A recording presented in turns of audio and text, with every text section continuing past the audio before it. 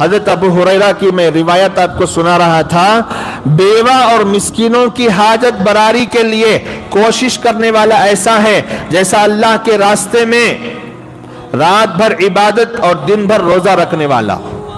اللہ کے راستے میں رات بھر عبادت کا کیا مقام اور کیا ثواب ہے، اور رات بھر عبادت کر کے دن بھر روزہ رکھنے کا کیا ثواب ہے، وہ ثواب کس کو ملے گا؟ بیوہ اور یتیموں کی ضرورت پوری کرنے کے لیے جو بھاگ دوڑ کرتا ہے اس کو یہ ثواب مل رہا ہے، جو دے رہا ہے اس کا کیا عالم ہوگا۔ سبحان اللہ۔ بولتے نہیں، میں بول لیتا ہوں، نہیں سمجھ میں آ رہی بات؟ دیکھو اللہ کے نبی کیا فرماتے ہیں، بیوہ اور مسکینوں کی حاجت براری کے لیے کوشش کرنے والے کا یہ ثواب ہے۔ مثال سمجھ میں آ گئی؟ جو دے رہے ہیں